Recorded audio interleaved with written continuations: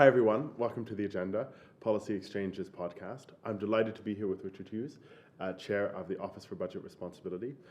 Richard's been in post since 2020, and before that he was Director of Fiscal Policy at the Treasury. He's worked at the IMF, the French Ministry of Finance, and in many of the economic institutions in this country, and we're delighted to have him here on the podcast. I'm here to speak to him about the spring statement and, more importantly, the OBR's fiscal forecasts, which were published on the same day. And I think my first question will be, I just want to ask Richard about, if you could set the scene, talk about what the OBR put out in their forecast, and what are the big kind of messages we can take for the year ahead. Thanks, Connor. Very nice to be here. So, as you say, our forecast was published last week, and it was the first forecast we'd done since October. And the Russian invasion of Ukraine happened midway through the preparation of this forecast, and it has, and as you said, ever since I've been in the job, we've been forecasting against the backdrop of extraordinary global volatility, and the Russian invasion of Ukraine delivered a further shock to a global economy that had only just recovered its pre-pandemic levels of activity, was already being buffeted by the Omicron variant, which arrived toward the end of last year, was struggling with supply bottlenecks in the face of sort of rising demand from reopening economies in North America and in Europe, and manufacturers in Asia struggling to satisfy that demand for goods, which was driving goods price inflation and also shortages of key inputs into the goods market. The Russian invasion of Ukraine added to that a sort of supply shock to the supply of energy. There was already a greater demand for energy from this need to produce more goods to satisfy demand for goods in the wake of the pandemic. That drove world energy prices up to levels that we haven't seen for a very long time, not since the sort of energy crises of the 1970s, in particular for gas. Gas prices doubled, oil prices went above $100 a barrel. So this was an energy shock on the order of the kind of oil shocks that we saw in the 70s and 80s. And the UK, relying on oil and gas for about 75% of its energy supply, ends up importing this as a kind of inflation shock into the UK domestic economy. And so we forecast in our latest forecast last week that was going to push inflation up in the UK to a peak of around 9% later this year. And as a result, weigh on incomes, weigh on consumption, and drag down growth from what we were forecasting to be about 6% in 2022. In our last forecast, knocked that down to 3.8, which is a big downward revision to a growth outlook by any kind of historical standards. And it also means, because when you look at that at a kind of household level, because inflation is outpacing growth in earnings, that means you get a squeeze on living standards. We do have significant nominal earnings growth of around 5.8%, but with inflation up at 7, 8, 9%, that means that you get a squeeze to living standards, which, when you put it together with changes in the tax and benefit system, the overall fall in living standards in the next 12 months is around just over 2%, which in a single financial year is the biggest fall that we've seen since we started collecting quarterly data on living standards back in the mid-1950s. The Chancellor made some announcements in his spring statement aimed at offsetting some of the impact of that squeeze on living standards in the coming year. By our reckoning, it offset about a third of the fall in living standards in the coming year, as well as made some announcements about the medium term, about his ambitions to reduce taxes. He took 1p off the basic rate of income tax from 20 down to 19%. But to put that in context, he's also raised taxes quite a lot since coming into office. He's put up the tax burden from 30 by around 3% of GDP up to its highest level since that we've seen in this country since the 1940s. It's still low relative to some other European countries, but high by UK standards. To put what he's announced in the spring statement in context, the announcements he made about cutting the basic rate of income tax in the medium term reduce about 1/6 of that overall rise in the tax burden.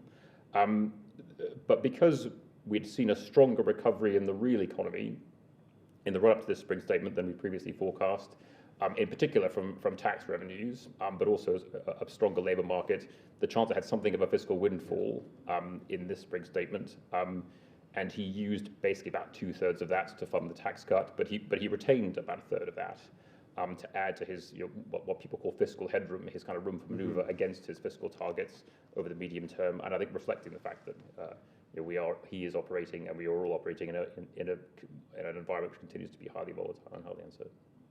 Thank you. There's so much there. I want to pick up initially on one piece. You mentioned the fall in living standards, which I think has become a major point of kind of discussion in the press and amongst those in the policy world. And you mentioned that it's partly related to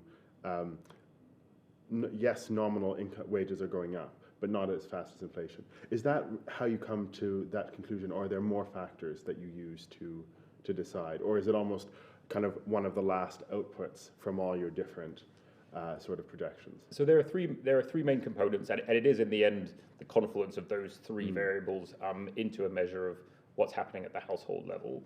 And the components are, the measure we use is real household disposable income per person, and to sort of break that down, what that does is take what's happening to inflation, what's happening to incomes, and then what's happening to tax and benefits. And broadly speaking, when growth in inflation outpaces growth in incomes, real incomes fall because your wages are not keeping up with the rate of change in prices. But to get to the disposable part, you've got to take out changes in the tax and benefit system. And because from April you have the 1.25% increase in national insurance, which then turns into the health and social care levy that was announced last year, that amounts to a net tax takeaway for the economy as a whole and for most households. And so when you put together rising inflation outpacing growth in earnings and people's net taxes going up, you get a fall in living standards. As I said in the spring statement, the Chancellor offset some of that through the measures he took, both to provide more support for energy bills as well as the increase in the national insurance personal allowance. But it was not enough to offset the bigger rise in other taxes that's happening from the 1st of April. So it's really interesting because the OBR's projection about living standards, I think it's been widely commented upon, but about a month ago, the Bank of England also came out with their own monetary policy report where they also indicated that inflation was going to hit living standards with a bit less fanfare. And I think maybe my question is, you actually have a lot of independent organizations of some kinds or others making economic projections. Places like the Bank of England, the IFS will, especially on taxes and benefits, will release release analyses. How does the OBR relate to other institutions that do their own kind of economic modeling, both in the public and private sector? So we do meet very regularly with other forecasters. We have a regular meeting with the Bank of England to compare notes and compare our respective forecasts for the macroeconomy. And I think in particular in the very fast moving environment that we have now, the sort of rapidly changing one we've had throughout the pandemic and now in the wake of this energy crisis, it is really important to keep talking to other forecasters, because depending on the different point in time, either they will have gone first or we will have gone first. And so comparing notes about where things stand, what they think they got right, what they think has changed since they did their forecast is really important. We also have a regular roundtable with other institutions, including around this kind of village, who produce economic projections. NISA, the Institute for Fiscal Studies, the Resolution Foundation, the Institute for Government, all have really strong economics bodies within them with whom we talk about basically economic outlook issues, be it to do with the labour market, be it to do with what's happening with investment or the global economy.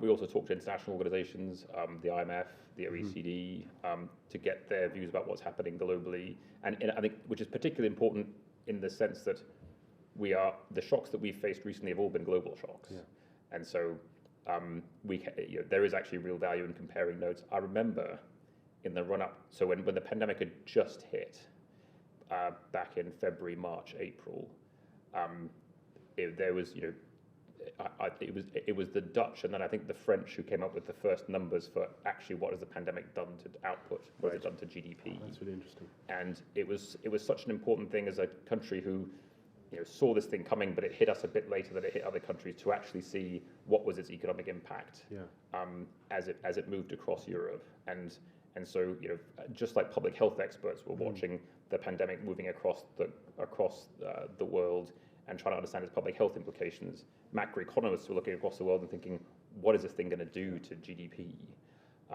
And at the time, I wasn't in the OBR, but I was outside, but was kind of writing papers, looking back at history, trying to understand what pandemics do to economies, because I mean we hadn't no living person in kind of, in Europe or in North America had lived through a pandemic. People had experienced them in Africa, certainly.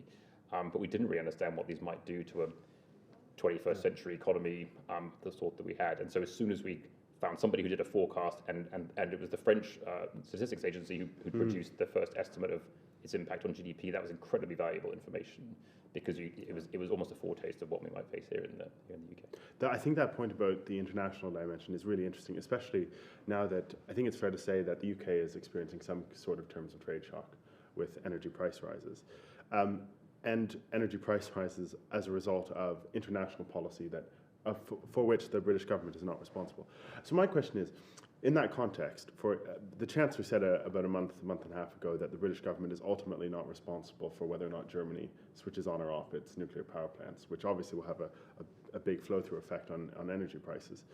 But how does the OBR go about modelling when actually things like energy prices, which are one of the biggest drivers of inflation at the moment, are ultimately kind of under the purview of things that are not really forecastable in an economic sense? Yeah, so we've had two things now in the last 2 years, which have been what macroeconomists call exogenous shocks. Shocks that arrive from outside the macroeconomy, and that you can't use macroeconomic models to model or anticipate their consequences. The pandemic was a good one. That was entirely driven by the epidemiological characteristics of COVID, and then the public health response, and then last but not least, but very importantly, the miracles of science, who brought along a vaccine which enabled much of our lives to go back to normal and have these kind of discussions. And during the pandemic, we talked a lot to SAGE and to the chief medical officer and epidemiological experts, because this was the single most important conditioning assumption of our forecast. It was, how is this pandemic going to unfold? What were going to be the necessary public health interventions at different points? When might a vaccine come along? How quickly could it be rolled out? How quickly would that enable the lifting of restrictions? And we then had to feed that into our economic models to figure out how much of the economy could be open at different points in time, and also to try and estimate what long-term consequences could it have for supply. So when you have these kind of idiosyncratic shocks that arrive from outside the economy, you've got to find experts who know something about that thing, which you tend to not, in the case of the pandemic, you didn't find in the economics profession. In the case of energy markets, it's another example where you have to rely on outside expertise. You have the advantage in energy markets, which you don't have in the world of epidemiology, that there is a futures market for oil and gas, and there are people who stake money on what's going to be the future price of oil, what's going to be the future price of gas, and they need that because they have forward contracts for these things, and they want to lock in a price. And so when we do our oil and gas forecast, we rely in essence on what the futures markets are doing. I think the challenge that we faced in this forecast, more so than in previous ones, has been the futures market itself has been very volatile. And that's because it's been reacting to geopolitical events. And to give you a kind of sense of scale, the gas price, which is particularly important for us for the production of energy and the heating of houses in the UK, it was about 50p before the pandemic. And it's now about £5. It's £5. Yeah, so it rose as high as £5. It's now down to it's when we did our forecast, it was around £3. It's kind of oscillated now between £2.50 and £2.80 over the past few days. And so we had to take a price to produce a central forecast. Of course, we emphasize all the risks around that. We've done scenarios for different price levels, but we kept our forecast open. As soon as the Russian invasion happened, we knew that we couldn't close our forecast down at that point. We needed to see what the market reaction was. We needed to see what the political reaction was in terms of the imposition of sanctions, and where the futures markets ultimately landed in terms of coming up with the futures price. But we also have to, at some point, close the forecast, produce a number, provide it to the Treasury, let the Chancellor make some decisions, tell the public about where we think things are going. And when we did that, that's where the gas price was. Since then, prices has settled broadly around where the gas price was, where the oil price was. But everything much now depends on the course of the war in Ukraine, the international response, what happens with sanctions. The markets are forecasting these prices coming down over the next few years, but that is premised on whatever the collective of market participants think is the course of geopolitical events, that is clearly hugely uncertain. And so when we produce our forecast, we also try and emphasize in lots of different ways how uncertain they are through, and we can go into this a bit more, but through scenarios, through fan charts, through kind of sensitivity analysis. So, yeah, can you speak more to that? How does the OBR try to price in volatility? So we use a number of different techniques, and a lot of which have developed over time. One of the things which the OBR has done since its creation, which not a lot of fiscal forecasters did before, is always have fan charts around its projections for macroeconomic variables as well as fiscal variables. It's something which central bankers introduced earlier than we did to emphasize the uncertainty about the inflation outlook. To emphasize basically the fact that there's always an error around a forecast. We always have fan charts around our and fan charts meaning like showing the probability around our central projection. Confidence intervals, exactly, based on our historic forecast errors and historic shocks. I think to capture things which aren't well reflected in fan charts, we also look at the sensitivities to particular changes in variables, because oftentimes we get questions around what happens if interest rates go up by 1%. So we show the kind of comparative statics of if interest rates 1% higher and you change nothing else, it has these consequences for how much government has to pay out in interest rates. And then for things like the pandemic, because they're so idiosyncratic, because they're not in the data, because few countries have 100 years or more of GDP data or fiscal data. What we also do is scenarios, which we very much emphasized during the pandemic and continue to emphasize during this crisis, which is to say, if this thing unfolds on a different trajectory from the one which you're expecting, where could that take the whole of the economy and the whole of the public finance? So this isn't just changing one variable. This is saying, what happens if during the pandemic we did, what happens if there's no vaccine? What would that do to revenues and spending? What would that do to the economy? What would it do to unemployment? In the context of this energy crisis, we looked at what happens if prices basically went up, stayed at their 5% level for longer before coming back, and what would that do to the economy? What would that do to public finances? And then, sort of last but not least, what we also produce once a year now is something called the Fiscal Risks Report, which is our attempt at doing kind of horizon scanning of all the kind of threats and pressures on the public finances. And we've taken a number of different approaches over time. Initially, it was a sort of catalogue of risks of sort of over 100, which was a good way of establishing a sort of baseline, but it had the disadvantage that you get slightly lost in the detail. In the one we did last summer, we tried to focus on three big risks. Kind of one was the pandemic, the second was climate change, and then the third was interest rates. As a way of saying, look, these are three big things which could push the public finances off course. And also try and learn some lessons as forecasters about basically how do you deal with bigger, more catastrophic shocks to economies, which turned out to be a very good question, because we've now faced another, hot on the heels of a very big shock, we've now faced another one in the form of the war in Ukraine. And sort of in that context, I'm thinking to the Chancellor in this spring statement had quite a bit of headroom, as you mentioned. And that's partly because the OBR forecasts from, I believe, 6 months, a year ago, were more pessimistic about government finances, partly because we recovered faster from COVID, partly because inflation was driving people into higher tax payments, fiscal drag. In this kind of volatility, you guys are forecasters. What does success look like for the OBR? So it's not really for us to judge the kind of Chancellor's political strategy or fiscal judgment. I think we do try to basically just put decisions in context.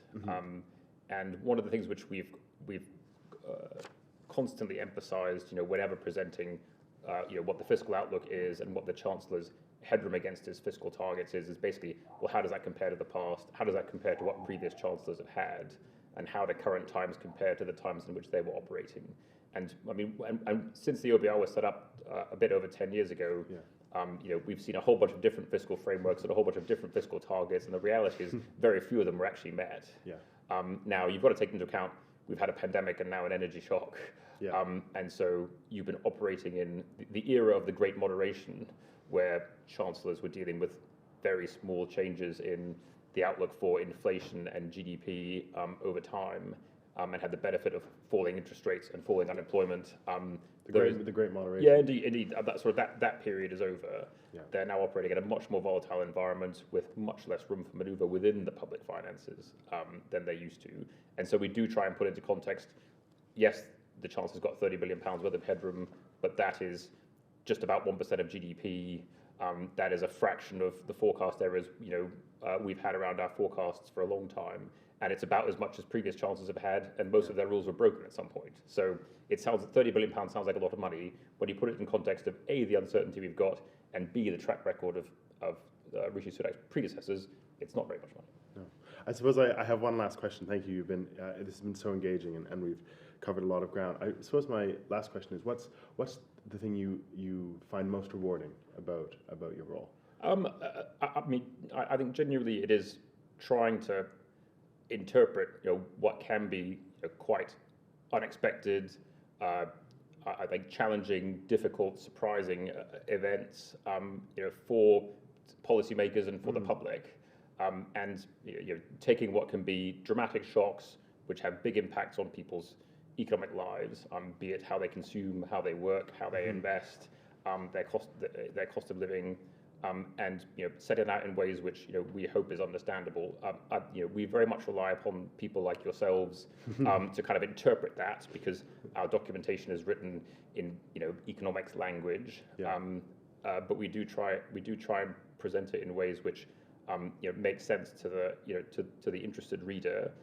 I think we are very, very fortunate in this country in institutions like Policy Exchange, IFS, Resolution Foundation, NISA, Institute for Government, in that you guys have really impressive operations that basically explain what's going on in the economics world, explain what's going on in the policy world, explain what's going on for you guys as well in the sort of security world in interesting, compelling ways, which allow people to understand in quite an informed way what's happening in the world of sort of economics and policy making. And so I do think we have a really good debate here about these kind of issues. And I've worked in a number of other countries which I don't think benefit from that kind of ecosystem of institutions which inform the public debate on really important issues. So, and including in these kind of discussions. So yes. Thank you. Well, thank you. Thank you, Richard Hughes. Thank you very much. Thank you, everyone.